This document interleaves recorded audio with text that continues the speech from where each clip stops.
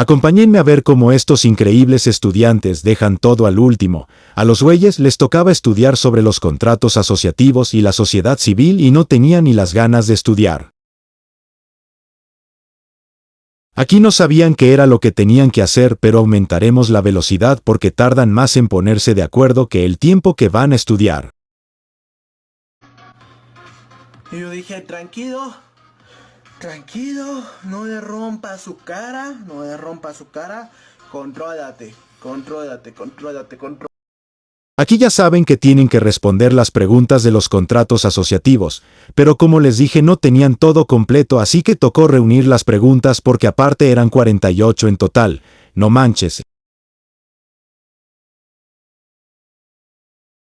Hay que Ahora ver sí, el preparen conocimiento sus todo. orejas para que estudien a Opinen la ahí. par de ellos o adquieran conocimiento que les hace falta jijijiji. Bueno, según yo, la respuesta de la primera pregunta es que según la Suprema Corte o la interpretación de la Suprema Corte en el artículo 9 constitucional, abarca que son tres aspectos. Por ejemplo, el primero es derecho positivo de asociarse. Es la facultad de formar una nueva organización o incorporarse a una que ya exista para alcanzar objetivos continuos y permanentes. La segunda es derecho de permanencia y renuncia, facultad de pertenecer en la asociación o renunciar a ella en cualquier momento que tú decidas. Y la tercera es derecho negativo de no asociarse. Básicamente esta dice que nadie puede obligarte a formar parte de una asociación si no lo quieres, ya que la afiliación obligatoria es violatoria en todo derecho. En la respuesta de la segunda pregunta, entre la diferencia entre un contrato de asociación y el contrato de sociedad, pues los dos son contratos asociativos, los dos tienen un fin común, pero la diferencia aquí, entre los dos es si hay dinero de por medio. Por ejemplo, en los contratos de asociación, su fin es común, pero no económico. Persigue fines culturales, deportivos, altruistas, científicos, entre otros. Y si llega a haber utilidades dentro de estos contratos, no se reparten entre los asociados. A diferencia de los contratos de sociedad, que su fin igual es común, pero aquí sí se busca un interés económico, pero sin constituir una especulación comercial. Los socios buscan una ganancia o utilidad que sí se reparte entre ellos. De la 3, pues los 5 tipos de sociedades mercantiles, conforme al artículo 1 de la Ley General de Sociedades Mercantiles, pues es sociedad en nombre colectivo, sociedad en comandita simple, sociedad en responsabilidad limitada, sociedad anónima, sociedad en comandita por acciones, y entre otras. Otras dos podrían ser sociedades cooperativas y sociedades por acciones simplificadas. En la 4, que es cuál es la diferencia entre la asociación civil y la sociedad civil, es básicamente que en la asociación civil no hay un fin lucrativo, no económico, no persigue una especulación comercial ni reparto de utilidades. Algún ejemplo pues, sería la Cruz Roja, asociaciones de padres o un club deportivo. En la sociedad civil, el fin sí es lucrativo y económico, pero no mercantil. Sí busca un beneficio económico que se reparte entre los socios. Un ejemplo sería un despacho de abogados, consultorio médico, sociedad de arquitectos, entre otros. Aquí otra vez no se ponían de acuerdo, interrumpían la cátedra de conocimiento.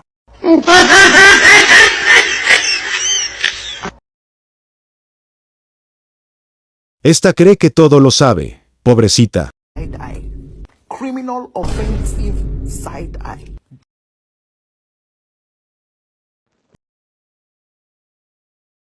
La sociedad civil se regula por el Código Civil, la mercantil por el Código de Comercio y leyes mercantiles. Su finalidad, en la civil tiene fin económico sin especulación comercial. En la mercantil realiza actos de comercio y busca especulación mercantil. En personalidad, la mercantil siempre es mercantil aunque su fin sea civil. La civil nunca puede tener fines mercantiles y en su formalidad, la mercantil requiere inscripción en el registro público de comercio para mayor publicidad. La civil en el registro de personas morales del registro es la responsabilidad subsidiaria. Bueno, ya por último, la 6, porque fue lo único que se me quedó en la cabecita, lo de qué distingue a las sociedades de personas y a las sociedades de capital. Las sociedades de personas, lo más importante es la persona. O sea, se puede decir que ahí se aplica el confío en quién eres. Por eso el nombre colectivo. Se confía en sus capacidades y confianza. Uno de los ejemplos serían sociedades en nombre colectivo, como ya lo mencioné.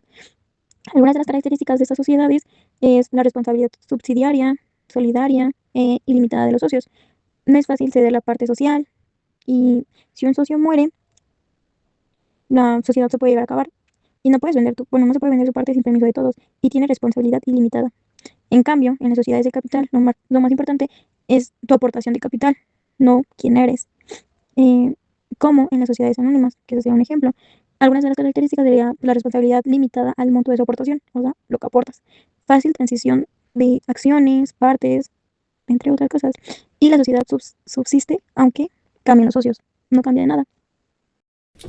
Solo quiero ser uno de ellos. Quiero sentarme con ellos, beber algo y hablar de cualquier cosa. Me gustaría que me dieran tabaco, una copa de vino, o que tan solo me preguntaran ¿cómo estás? Pues miren, para darle continuidad a lo que dijo Diana, ya tengo la 7 a la 13. Miren, la 7 dice, expliquen qué consiste la teoría contractualista de las sociedades.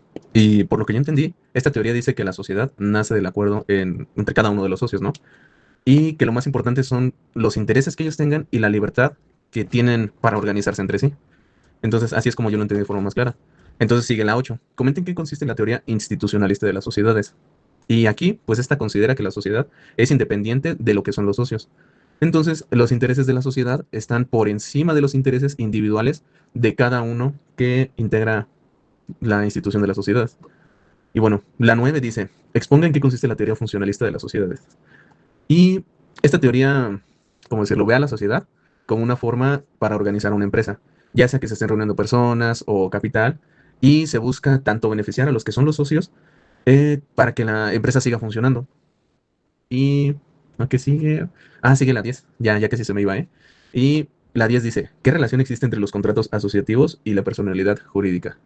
Aquí, algunos contratos asociativos vienen creando lo que es una entidad diferente de lo que son los integrantes, los bienes, los derechos y obligaciones que son propios.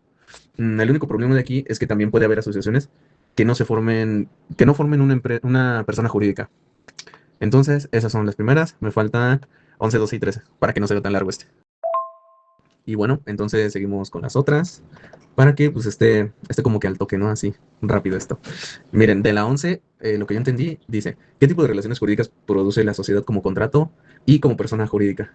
Aquí, como contrato, pues se producen las relaciones internas entre socios y la sociedad. Como persona jurídica, pues se producen relaciones externas.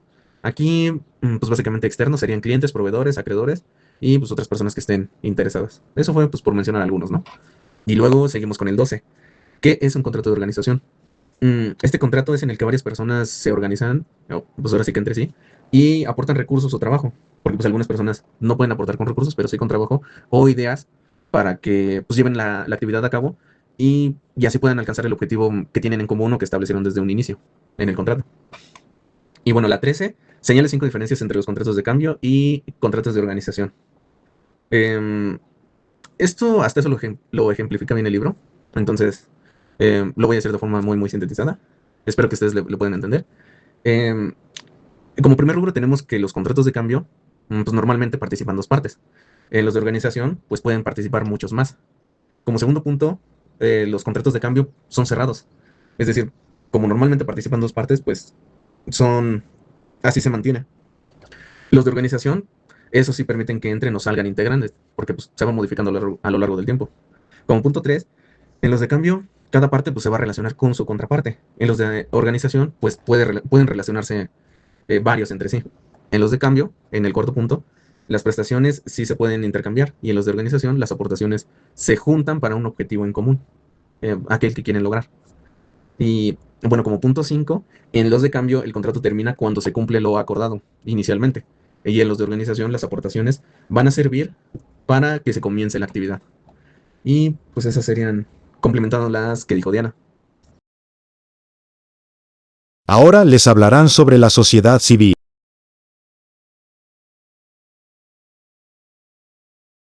Ya vine mi gente notoledana. Lo voy a hacer rápido porque tengo que ir a salvar mi relación. Y si no salvo mi relación, pues mínimo salvar derecho, ¿verdad? A ver, ahí van. Spoiler alert, no salvó su relación y tampoco salvaron derecho.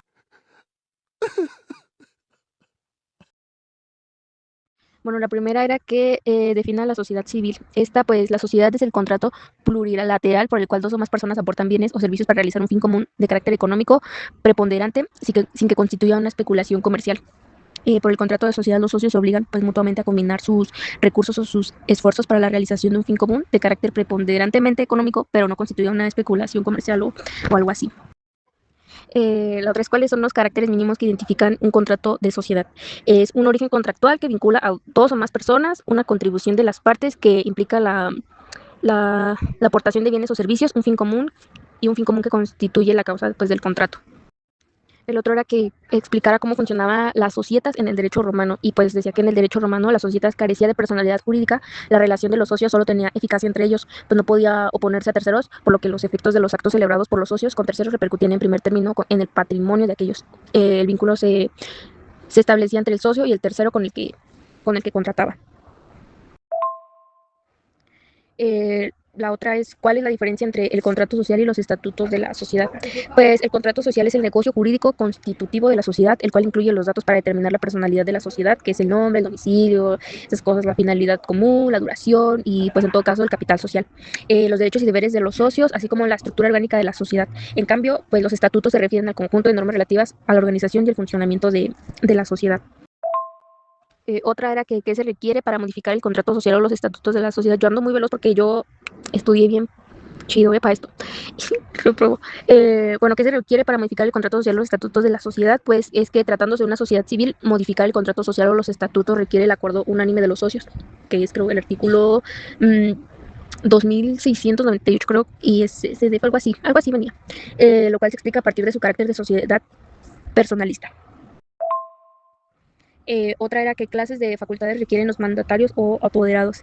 Los mandatarios o apoderados requieren facultades especiales para constituir la sociedad civil y aportar bienes al capital social de la asociación.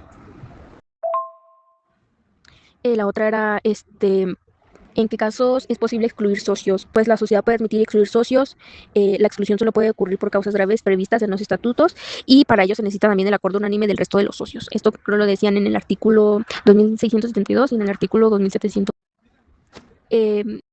7. Esta es la 8. ¿En qué casos pueden los socios separarse de la sociedad? Los socios solo tienen derecho a separarse de la sociedad en dos casos. Uno es cuando se decreta un aumento de capital y se les obliga a realizar aportaciones suplementarias. Y el otro es cuando la sociedad se ha constituido por tiempo indeterminado. En este sentido, el derecho de separación de los socios no es ¿cómo se dice? Absoluto. La 9 es qué consecuencias jurídicas se producen por separarse o ser excluidos. Pues que el socio se separe de la sociedad de manera voluntaria en esos dos casos o que sea excluido de ella es responsable de la parte de la pérdida que le corresponda. Por ello, pues se concede a los socios el derecho de retener la parte del capital y de las utilidades que le pertenezcan hasta que concluyan las operaciones pendientes al tiempo de la separación o de la exclusión. Entonces habrá de realizar la respectiva liquidación. Bueno, continúo con la 10. ¿Qué requisitos se exigen para que los socios cedan sus derechos? Los socios solo pueden ceder sus derechos con el consentimiento previo y unánime de los demás socios, lo cual manifiesta el carácter intuitivo personal del contrato de sociedad. Yo no sé pronunciar eso, perdón, pero era eso. La 11 es cuál es el objetivo del contrato de la sociedad y en qué se diferencia del objeto social de la sociedad. El objeto del contrato de sociedad es el acuerdo por el que los socios se comprometen a hacer aportaciones y trabajar juntos para lograr un fin común. En cambio, el objeto social es la actividad o actividades que va a realizar la sociedad, pues como por ejemplo prestar un servicio, desarrollar un negocio. Estas son cosas relacionadas pero no significan lo mismo. La 12 es qué clase de aportaciones pueden efectuar los socios en una sociedad civil. Pues los socios pueden aportar dinero, bienes o también su trabajo o servicios. Incluso un socio puede aportar tanto capital como su trabajo, dependiendo de lo que pues se haya acordado. La 13 es qué se requiere para que los socios realicen aportaciones suplementarias o adicionales en la sociedad civil. Se necesita que eso haya quedado establecido en el contrato o en los estatutos de la sociedad. Si no se pactó desde el principio, no se puede obligar a los socios a hacer aportaciones extra. Contrato de sociedad.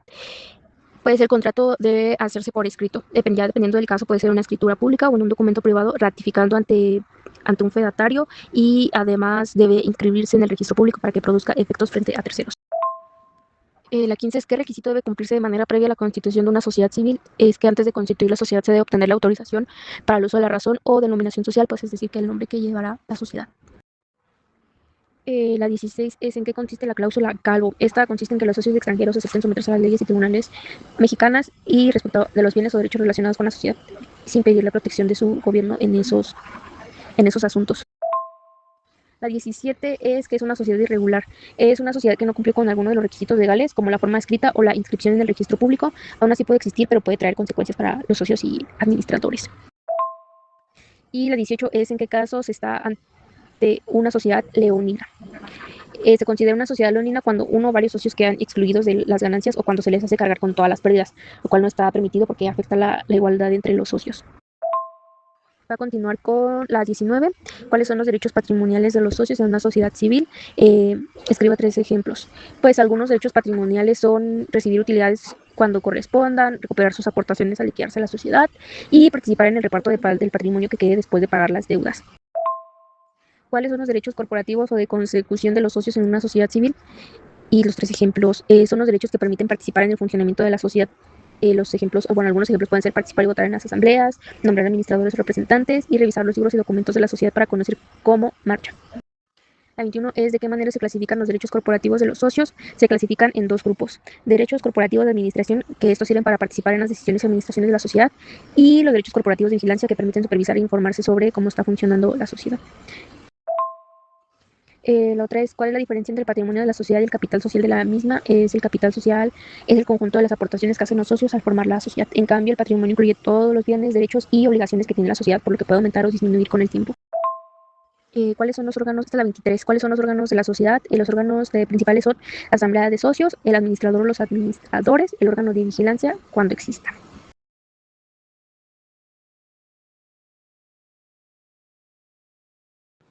Va. A ver, la 24. ¿Qué requisitos debe contener la convocatoria para asamblea? Esta debe de indicar el día, la hora y el lugar de la reunión. Eso sí o sí. Porque eso es para ver los asuntos que se van a tratar y el nombre de la persona a la que está convocando. Entonces, básicamente estas se tienen que acordar. Que la clave es día, hora, lugar, temas y quién es el que convoca. En la 25. ¿Qué se requiere para que la asamblea se entienda reunida de manera válida? Aquí de forma general es que tienen que estar presentes la mayoría de los que son los socios. Y entonces estos van a representar la mayoría del capital social, salvo que los estatutos pues establezcan otro porcentaje. No sé decirlo, un 50% y empezamos. Luego la 26. ¿En qué caso se requiere que el voto unánime de todos los socios? Aquí el voto se va a necesitar para que se puedan modificar los estatutos, para autorizar la entrada de lo que vayan a ser nuevos socios o que los socios que ya lo conforman tengan cesión de derechos. También para excluir a un socio, quitar a un administrador que esté nombrado desde la constitución de pues, la sociedad o que se disuelva de forma voluntaria la sociedad. Y bueno, seguimos con la 27. La 27 dice, ¿en qué consiste la mayoría calificada de votos? Aquí pues, se busca obtener la mayoría de votos de todos los socios, o sea, básicamente. Y aquí pues es para autorizar actos que los administradores pues no tienen permitidos realizar por sí solos, por la naturaleza de su puesto. La 28 dice, ¿de qué manera se calcula la mayoría de votos? Y pues aquí se calcula de acuerdo a la participación que tenga cada socio en el capital social. Pero si un solo socio tiene una mayor participación y además pues hay más de 3 socios, también se necesitaría el voto de al menos una tercera parte de ellos. Aquí la clave está concentrada en participación en el capital y pues el mínimo de socios. Y eso pues más que nada para que lo tomen en cuenta y sea más fácil de asimilar. 29. ¿En qué caso se considera nula la asamblea? Aquí cuando se realiza sin haber sido convocada. Es decir, que la realicen, por así decirlo, de forma extraordinaria y que ya estén avisando, ¿no? Así como casi de un día para otro, lo hagan. Entonces, pues ahí sería nula porque no se avisó con anticipación. Y pues no se estarían cumpliendo los requisitos. Y una excepción, pues sería que todos los socios estén presentes. ¿Ok? Y, a ver, sigue la 30. ¿En qué caso se consideran nulos los acuerdos de asamblea? Aquí se va a considerar nulo cuando se decida que un tema que no aparecía en la orden del día de la asamblea o cuando el acuerdo esté recibiendo menos votos de los que son exigidos por la ley o por los estatutos. Si están presentes pues todos los socios, sí pueden tratar un tema que no aparecía en la orden del día. O sea, es decir, sí se puede agregar un tema o sí se acepta un tema siempre y cuando estén todos los socios. De forma contraria, pues no se puede tomar en cuenta. Y bueno, eso es por lo mientras de este. Ahorita pongo lo demás. A ver, sigue de la 31 a la 35. Aquí, ¿en qué consiste un negocio o acuerdo parasocial? Es un acuerdo aquí que hacen todos los socios que están fuera de la asamblea para que organicen las relaciones internas o que ellos puedan decidir sobre algún asunto de la sociedad. Aquí cuando todos están de acuerdo, pues se puede tener más bien la misma validez entre ellos y un acuerdo que pues esté tomado en la asamblea. Aquí la clave pues es básicamente acuerdo entre socios fuera de la asamblea. Y ya, como para no entrar en cosas muy técnicas, porque acuérdense que al profesor pues le gustan las respuestas breves y concisas, ¿no? 32. ¿Qué sucede cuando la administración no se atribuye a un socio en particular? Aquí todos los socios pueden tomar participación en la dirección, en el manejo de la sociedad, pero las decisiones, es así, tienen que tomarse por mayoría. Ok, esa está más que clara. La 33. ¿Qué facultades tienen los administradores? Aquí pues se pueden realizar todos los actos que son necesarios para cumplir la finalidad de la sociedad, pero eso sí, necesitan autorización de los demás socios para que ellos puedan vender bienes fuera de la actividad normal de la sociedad. También hipotecarlos o en su caso pedir préstamos si así lo llegan a necesitar. Y todo esto salvo que se haya pactado algo diferente. Si no, pues no se podría básicamente. Y bueno, la 34. Aquí dice, escriba 5 causas de disolución de sociedad civil. Y esto pues básicamente también lo menciona el capítulo. Así de forma sintetizada. En primero, por acuerdo unánime de los socios. En segundo, porque pues ya terminó el plazo que se estableció al crear la sociedad. El 3 o bueno, el tercero, porque ya se cumplió el fin de la sociedad o este no puede ser alcanzado. O sea, si ya pasó mucho tiempo y no lo pueden alcanzar, pues deciden dar por finalizada la sociedad civil. En el cuarto punto, pues por muerte o incapacidad de uno de los socios con responsabilidad ilimitada, salvo que pues, también se haya pactado de forma anterior o se haya establecido qué acciones podían tomar en caso de esto. Y finalmente, en la 5 por una resolución judicial. Entonces, pues básicamente son esas y con eso se complementa la guía de sociedad civil.